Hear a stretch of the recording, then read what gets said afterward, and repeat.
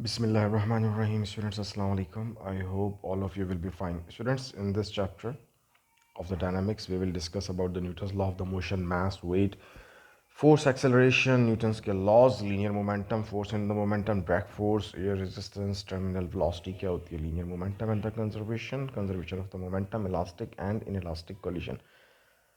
First of all I am going to discuss about the maths का basic concept वही है जो आपका ओ लेवल्स में है quantity of the matter in a substance is called mass इसके basic unit ऐसा यूनिट्स जो आपके पास हैं वो किलोग्राम्स हैं और मास कांस्टेंट रहता है अनटिल और अनलेस कि आपके पास क्वांटिटी कम ना हो रही हो but weight depend on the mass weight is the force by which an planet and earth attract an object towards its centre किसी भी सेटेलाइट पे जो वेट हो सकता है वो डिफरेंट हो सकता है डिपेंड्स ऑन द ग्रेविटी और ग्रेविटी अगर आपको मालूम है तो आप मैथ से मल्टीप्लाई करें आपको वेट मालूम हो जाएगा वेट फैक्टर क्वांटिटी है डायरेक्शनल क्वांटिटी है वेट चेंज हो सकता है because it depends on the gravity लेकिन मैथ्स में कोई चेंज नहीं आएगा डिफरेंट प्लैनेट्स हैं हर एक की अपनी अपनी ग्रेविटी है जिसकी वजह से हर प्लैनेट्स के ऊपर डिफरेंट वेट आप ऑब्जर्व कर सकते हैं we can easily find the mass as well as weight by using the equation w is equal to mg इसको सब्जेक्ट बना के हम फाइंड आउट कर सकते हैं जब हम बात करते हैं एक्सेलरेशन की तो acceleration and the force is directly proportional but mass should be constant जब भी किसी इक्वेशन में आप दो वेरिएबल्स के दरमियान कंपैरिजन कर रहे होते हैं तो third one should be constant third one को कांस्टेंट होना बहुत ज़रूरी है तभी आप उसका कंपैरिजन कर सकते हैं अगर मैं फोर्स और एक्सेलरेशन के दरमियान रिलेशनशिप देखता हूँ तो वो डायरेक्टली प्रोपोर्शनल होगा but mass should be the constant लेकिन अगर हम फोर्स कांस्टेंट अप्लाई कर रहे हैं और डिफरेंट मैसेज यूज़ कर रहे हैं तो फिर हम देख सकते हैं कि क्या रिलेशन होगा मास और एक्सेलरेशन के दरमियान you can see here I am going to write ये अगर आपके पास फोर्स कांस्टेंट है तो फिर आप क्या करेंगे मास को आप यहाँ शिफ्ट करें एक्सेलरेशन को यहाँ तो you can see here acceleration and the mass is the inversely proportional ये आपके पास इन्वर्सली प्रोपोर्शनल होंगे but one thing should be clear in your mind कि अब आप देख सकते हैं जैसे यहाँ पर जो फोर्सेस लग रही हैं इनकी रिजल्टेंट फोर्स आपको मालूम होना चाहिए जब तक आपको रिजल्टेंट फोर्स मालूम नहीं होगी you can't find the acceleration या फिर आपने मैस फाइंड करना है और एक्सेलरेशन भी आपने आपको गिवन हो तो फिर आप उस वक्त तक मैस फाइंड आउट नहीं कर सकते इन केसेस में तो रिजल्टेंट फोर्स फाइंड करना बहुत आसान है लेकिन अगर आपके पास कहीं पे वेक्टर कोई एंगल बना रहे हैं तो फिर आपने यूज़ करना होता है हेड टू टेल रूल और उसके ज़रिए फिर आप रिजल्टेंट फोर्स फाइंड आउट कर सकते हैं अब फॉर एग्जांपल यहाँ पे आपके पास एक रॉकेट है यू कैन सी हियर 5000 जो 500,000 न्यूटन जो है उसके ऊपर एयर रेजिस्टेंस एक्ट कर रही है और उसका अपवर्ड जो थर्स्ट है वो 15,000 न्यूटन बताया हुआ है ठीक है जी अब यू कैन फाइंड आप फाइंड कर सकते हैं इसमें रिजल्टेंट फोर्स फाइंड कर सकते हैं वेट इसका दिया हुआ है 8 मेगा न्यूटन है लेकिन वही बात है कि आपको प्रीफिक्सेस मालूम होने चाहिए कि मेगा जो है उसकी वैल्यू 10 to the power 6 है किलो मतलब 10 to the power 3 है और मेगा यहाँ 10 to the power 6 है अपवर्ड फोर्स जो एक्ट कर रही है उसमें से आप डाउनवर्ड फोर्स को माइनस कर देंगे तो आपको रिजल्टेंट फोर्स मालूम हो जाएगी तो फिर इन्होंने यहाँ पे फाइंड आउट कर लिया और अगर आपने रिजल्टेंट फोर्स यूज़ की है तो आप रिजल्टेंट फोर्स यूज़ करते हुए एक्सेलरेशन भी फाइंड आउट कर सकते हैं इवन यू नो अगर आपको इसका मैथ्स मालूम हो तो you can find it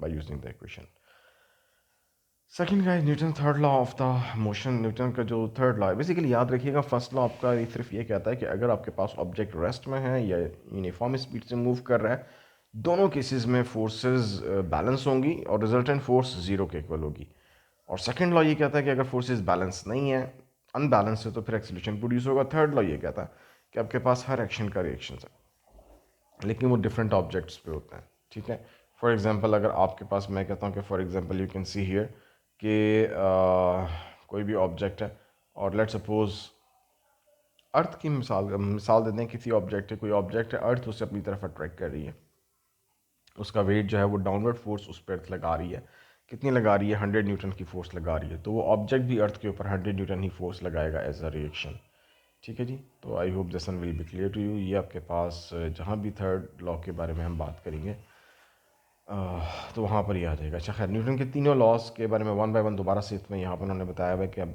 forces balance हैं तो दो ही बातें होंगी या तो रेस्ट में होगा ऑब्जेक्ट या फिर कांस्टेंट स्पीड से मूव कर रहा होगा कभी कभी ये सवाल हमारे जहन में आता है कि क्या रीज़न है कांस्टेंट स्पीड से क्यों मूव कर रहा होगा फोर्सेस बैलेंस हैं तो डिपेंड करता है कि किस सिचुएशन में फोर्सेस बैलेंस हुई हैं अगर फोर्सेस उस वक्त बैलेंस हुई हैं जब वो ऑलरेडी मोशन में हो ठीक है तो फिर आपके पास वो ऑब्जेक्ट कांस्टेंट स्पीड से ट्रैवल करेगा और अगर फोर्सेस उस वक्त बैलेंस हुई हैं कि वो रेस्ट में आया है तो फिर वो रेस्ट में ही रहेगा अनटिल और अनलेस के उसके ऊपर अनबैलेंस फोर्स अप्लाई ना हो रही हो तो ये बड़ी इंपॉर्टेंट बात है सेकेंडली अगर आप देखें न्यूटन सेकंड लॉ के बारे में तो फिर यहाँ पे वो उस वक्त डिस्कस किया जाता है जब फोर्सेस बैलेंस ना हो और रिजल्टेंट फोर्स एक्ट करे, यानी कि फॉरवर्ड फोर्स ज़्यादा हो सकती है बैकवर्ड से या बैकवर्ड फोर्स ज़्यादा हो सकती है फॉरवर्ड से, तो उस सूरत में आपके पास एक्सीलरेशन प्रोड्यूस होगा और वेलोसिटी में भी चेंज आ सकता है।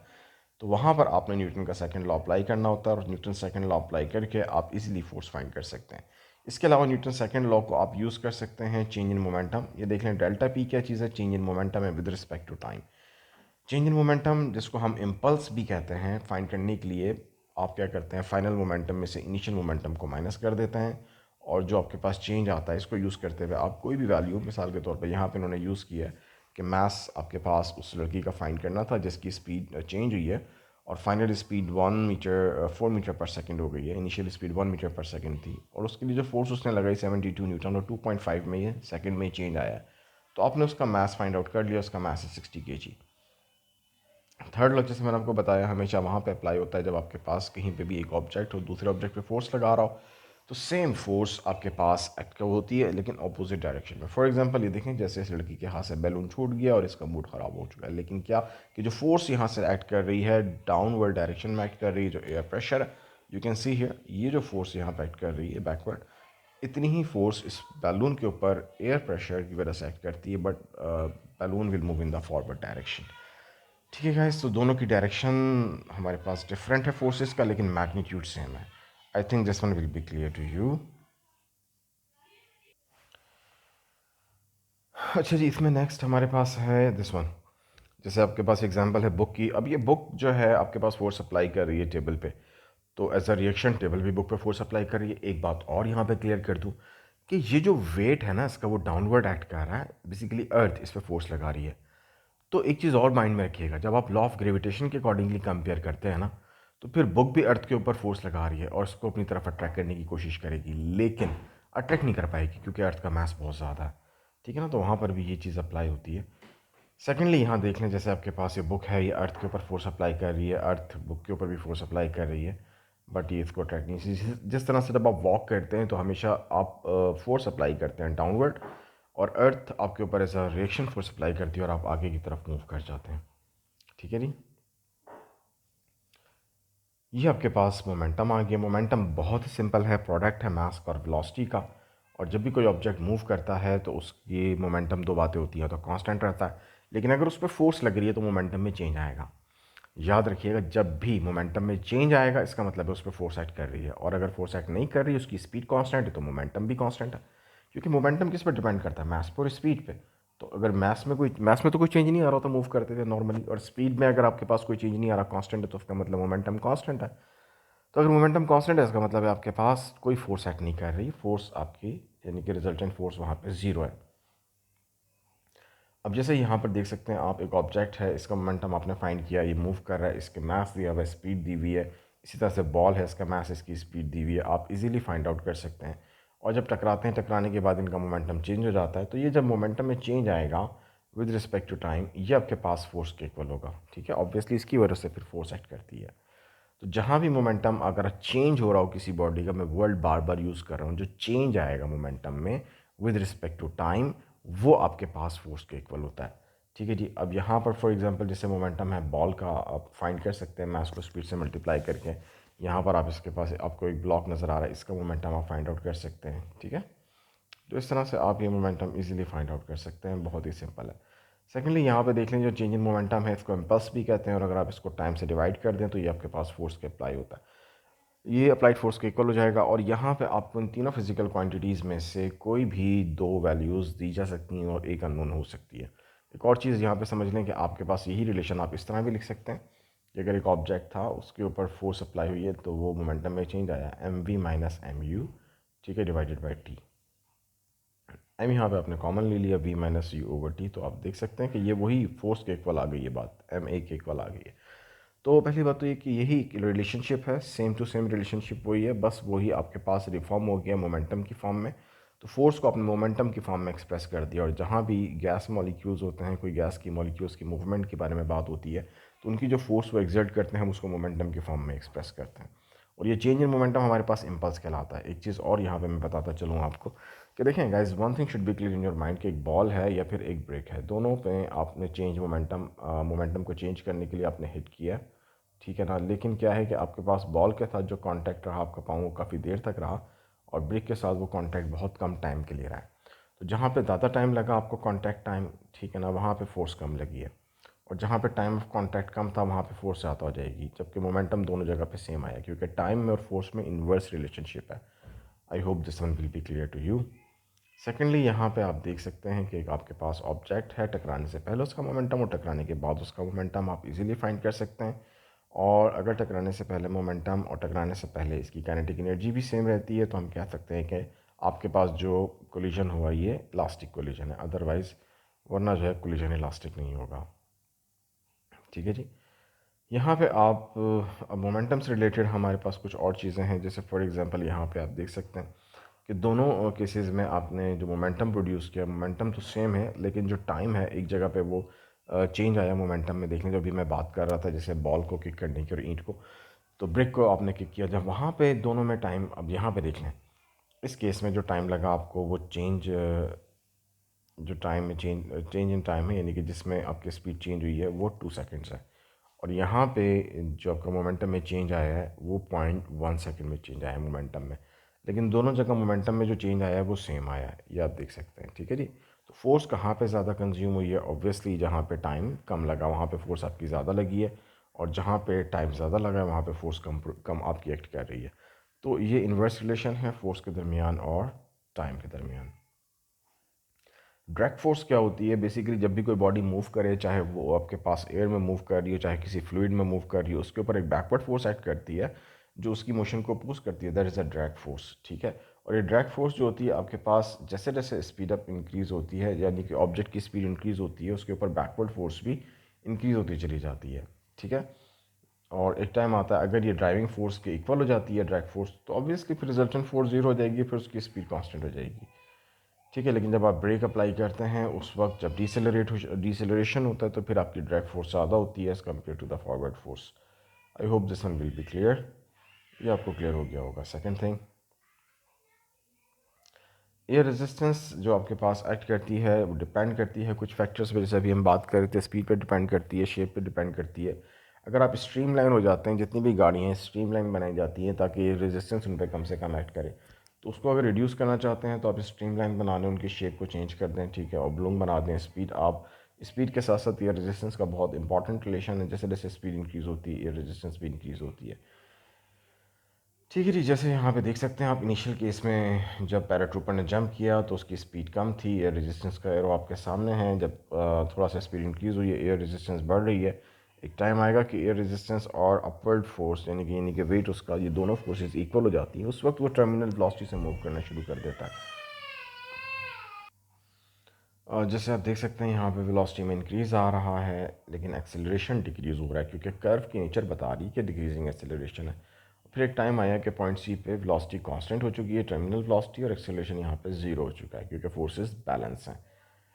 ठीक है गाइस, यही सिचुएशन होती है पैराट्रूपर के केस में भी। हमारे पास जब पैराट्रूपर जंप करता है उस पर एयर रेजिस्टेंस इंक्रीज़ होती है। Principle of the conservation of the momentum ये कहता है कि total momentum before collision and the total momentum after collision हमेशा सेम रहता है। ठीक है। फॉर एग्जांपल आपके पास कोई भी ऑब्जेक्ट है, और आइसोलेटेड सिस्टम के लिए अगर वर्ड यूज़ किया जाए कि जहाँ पे कोई एक्सटर्नल फोर्सेस नहीं लग रही हैं उन पे, वही एक दूसरे के ऊपर फोर्सेस अप्लाई कर रहे हैं, तो उस केस में आपके पास जो टोटल मोमेंटम होगा टकराने से पहले और टोटल को मोमेंटम टकराने के बाद वो सेम होगा। मोमेंटम फाइंड करने की बेसिक इक्वेशन तो वही है कि मास को स्पीड से मल्टीप्लाई करना है। अब ये एक आपके सामने कुछ मैसेज हैं, जो एक पर्पल है, एक आपके सामने ग्रीन है। तो मोमेंटम जैसे आपके ऑब्जेक्ट ए है जो 3 मीटर पर सेकंड से मूव कर रहा है, आपने इसका मोमेंटम फाइंड करना है तो आपने इसके मास को इसकी स्पीड से मल्टीप्लाई कर देना है। बी आपका रेस्ट में है, इसका मोमेंटम 0 हो जाएगा, टोटल मोमेंटम 2.4 हो गया। अब ये दोनों आपस में टकराने के बाद एक दूसरे के साथ अटैच हो गए, स्टिक हो गए, और फिर ये मूव कर रहे हैं, तो अब दोनों सेम वेलोसिटी से मूव कर रहे हैं। तो इसलिए यहाँ पे आप देखेंगे नज़र आएगा इन दोनों का मास ऐड करके इनको वेलोसिटी से मल्टीप्लाई कर दिया गया। अब ये वो वेलोसिटी है जिससे वो दोनों मूव कर रहे हैं, ए भी मूव कर रहा है और बी भी मूव कर रहा है। This one will be clear to you. अब ये जो टोटल मोमेंटम होगा आफ्टर कोलिजन, ये आपके पास ये मोमेंटम है, यू कैन सी हियर। इन दोनों मैसेज को ऐड कर दिया गया है यहाँ पर, और हमारे पास ये 1.6 0.8 2.4 kg मल्टीप्लाई बाय वेलोसिटी, ये चाहे हम बी लिख लें या ए प्लस बी लिख लें, इससे कोई फ़र्क नहीं पड़ता। ठीक है। आपको ये पता होना चाहिए कि वेलोसिटी दोनों की यही है। ठीक है जी। अब आपने क्या किया, फॉर एग्जांपल आपने फाइंड करना था टोटल मोमेंट, इनको इक्वेट किया 2.4 वी को 2.4 से, और यहाँ पे जब इनको इक्वेट करने के बाद 2.4 को डिवाइड किया दूसरी तरफ, तो आपके पास जो स्पीड आ जाएगी वो 1 आ जाएगी, यानी दोनों स्टिक होने के बाद जिस स्पीड से मूव कर रहे हैं वो 1 मीटर पर सेकेंड है। इसी तरह से आप काइनेटिक एनर्जी भी निकाल सकते हैं। टकराने से पहले काइनेटिक एनर्जी 3.6 जाउल थी, जबकि एक रेस्ट में था उसकी एनर्जी ज़ीरो थी, तो बी की एनर्जी ज़ीरो है। टकराने के बाद जो दोनों की एनर्जी जब वो मूव कर रहे हैं 1.2 जाउल्स है, तो इट मीन्स कि आपके पास जो एनर्जी है वो कम हुई है, तो ये आपके पास मोमेंटम जो है इलास्टिक नहीं है, this is a in elastic collision. ये आपके पास इन इलास्टिक कोलिजन कहलाएगा, और यहाँ पे कन्वर्स जो है आपका एनर्जी जो है वो कंजर्व नहीं रही। तो I think guys this one will be clear. अच्छा, यहाँ पे भी देख सकते हैं आपके, एक let's suppose a ball is throne at a vertical wall, the path of the ball is shown below, and the ball is thrown from the 5 from S with an initial velocity of the 15 meter per second and 60 degree to the horizontal. अच्छा, ये बात है, the mass of the ball is 60 into 10 to the power minus 3 kg and rebound at the velocity 4.6 meter per second. Calculate the change in the momentum of the ball if it rebounds off the wall. ठीक है जी। अब इसमें देखें आप, ये projectile motion वाला case बन चुका है। अब इसमें एक बात तो उन्होंने बता दी कि जब वो रिबाउंड हुआ है ना, तो कितनी वेलोसिटी से रिबाउंड हुआ, ये जो आपके पास वेलोसिटी है वो आपको बता दी है इन्होंने, वो कितनी है, वो है आपके पास ये रही 4.6 मीटर पर सेकेंड। ठीक है जी। अच्छा, अब ये तो 4.6 मीटर पर सेकेंड है, लेकिन कितनी वेलोसिटी से जाके टकराया होगा वो भी तो आपको पता होनी चाहिए ना। यहाँ पे कितनी वेलोसिटी से जाके इसने हिट किया है, तो वो जब हाइट पे पहुँचता है ना ये, तो उसका वर्टिकल कंपोनेंट जीरो हो जाता है, सिर्फ इसका हॉरिजॉन्टल कंपोनेंट रहता है, जो हम पहले भी बात कर चुके हैं प्रोजेक्टाइल मोशन में। तो वो आपने फाइंड करना होगा वी कॉस थीटा से। आपके पास स्पीड मौजूद है 15 मीटर पर सेकंड, कॉस 60 डिग्री लें और उसको मल्टीप्लाई करें तो आपको ये वाली वेलोसिटी भी मालूम हो जाएगी, जिससे जाके इसने पॉइंट पी पे इम्पैक्ट किया है, ये टकराई है। ठीक है जी। I think this one will be clear. और मास आपको बताया हुआ है, इसमें गिवन है, आपको मास मालूम है, तो आप इजीली मोमेंटम फाइंड आउट कर सकते हैं, और चेंज इन मोमेंटम भी आप इसका इजीली निकाल सकते हैं। ठीक है जी। यहाँ पर देख सकते हैं आप, चेंज इन मोमेंटम आपने फाइंड करने के लिए M V F minus V I की, और वही बात जो मैंने आपको बताई थी कि जो इन्होंने वेलोसिटी का कंपोनेंट यूज़ किया है 15 को cos 60 से मल्टीप्लाई किया 7.5 आई है। और जब आपने वाली वेलोसिटी थी जो चेंज हुई है वो आपके पास कितनी थी, this one is 4 point something थी, वो आपने यहाँ पे यूज़ की यस -4.6। मैथ्स आपको बताया हुआ है बॉल का 16 × 10⁻³ है, वो आपने यहाँ पे यूज़ किया और इजीली आपने चेंज इन मोमेंटम निकाल लिया। अगर आपसे पूछ लिया जाए कि यहाँ पर बताएं कि चेंज इन मोमेंटम देने के बाद टाइम दे हुआ और आपसे फोर्स पूछ ली जाए, तो वो भी आप इजीली फाइंड आउट कर सकते हैं। अच्छा जी, इसी तरह से यहाँ पर देख सकते हैं आप, ये कुछ एक ऑब्जेक्ट है, स्टेशनरी एट रेस्ट में है, इसकी velocity equal 0, therefore the momentum and kinetic energy are also equal to the zero when in collision occur between just wait see। अच्छा जी, इसमें ये हो सकता है कि समटाइम हमारे पास किसी ऑब्जेक्ट पे जो फोर्स लगी है तो वो उसकी वजह से 2 डायमेंशन में मूव करना शुरू कर दे। हो सकता है इनिशियली वो 1 डायमेंशन में मूव कर रहा हो, लेकिन टकराने के बाद वो 2 डायमेंशन में मूव करना शुरू कर दे। तो फिर 2 डायमेंशन में अगर वो मूव करेगा तो कुछ स्पीड उसकी या कुछ कंपोनेंट जो हो हम कह सकते हैं वो एक्ट करेगा वाई एक्सिस के ऊपर भी, तो फिर हमें उसको भी कंसिडर करना पड़ता है। ठीक है ना। और फिर हम according to the law of conservation of momentum जब हम बात करते हैं, तो फिर उस कंपोनेंट को, जैसे मैं अगर आपके सामने थोड़ा सा शो कर देता हूँ यहाँ पे, जस्ट वेट, एक बना के दिखा देता हूँ कि लेट्स सपोज यहाँ पे मेरे पास एक ऑब्जेक्ट है और वो इसके एक ऑब्जेक्ट के साथ आके इसने हिट किया और मूव करना, टकराए, ये टकराए, टकराने के बाद हुआ ये कि ये एक ऑब्जेक्ट इस तरफ मूव कर गया है आपके पास, ठीक है ना, एक ऑब्जेक्ट इस तरफ मूव कर गया है। ठीक है, अब होगा क्या कि इसके ये एक मोमेंटम ये है, एक मोमेंटम ये है, तो मुझे इसके कंपोनेंट डिज़ोल्व करने पड़ेंगे यहाँ पर भी और यहाँ पर भी। ठीक है, ये जो कंपोनेंट है इसके, ये जो दो कंपोनेंट हैं ये हॉरिजॉन्टल कंपोनेंट है, और ये जो कंपोनेंट है ये वाले ये वर्टिकल कंपोनेंट है। एंगल के सामने वाला हमेशा वर्टिकल कंपोनेंट होता है, याद रखिएगा। ठीक है, तो वर्टिकल कंपोनेंट भी आपके पास जो है वो बैलेंस हो जाते हैं, जितना अपवर्ड कंपोनेंट होगा उतना डाउनवर्ड कंपोनेंट होगा, और जो आपके पास एक्स एक्सिस के ऊपर कंपोनेंट हैं वो टकराने से पहले वाले एक्स एक्सिस के ऊपर जो मोशन है, ये मोमेंटम है, उसके वो इक्वल होंगे। तो इस तरह से आप इसको अप्लाई करके फाइंड आउट कर सकते हैं, कोई भी कंपोनेंट्स भी निकाल सकते हैं।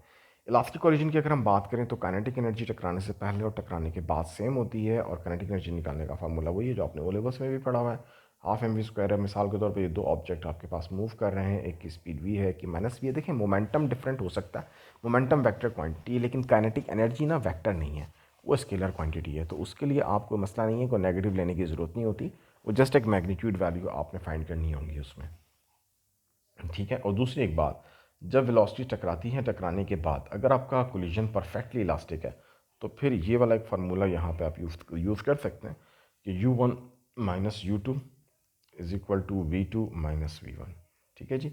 ये एक फार्मूला है जो आप अप्लाई कर सकते हैं, लेकिन उस वक्त जब आपके पास वो ऑब्जेक्ट टकराएं और टकराने के बाद फिर डिफरेंट वेलोसिटी से मूव करना शुरू कर देते हैं in case of the elastic collision, ठीक है जी। I hope this one will be clear to you, और इसमें आपको क्लियर हो गया होगा। ये एक इन्होंने एग्जांपल दी है, यहाँ पे हमारे पास दो ब्लॉक हैं, एक्स और वाई है, और टकराने के बाद वो एक्स वाई मूव कर रहे हैं। इन्होंने काइनेटिक एनर्जी फाइंड की टकराने से पहले और टकराने के बाद। अगर ये इक्वल आ जाएंगी तो हमारे पास कोलिजन इलास्टिक होगा, अदरवाइज वो कोलिजन हमारे पास इलास्टिक नहीं होगा, that will be inelastic. I hope guys this one will be clear to you. Thank you so nice of you, take care, अल्लाह हाफिज़।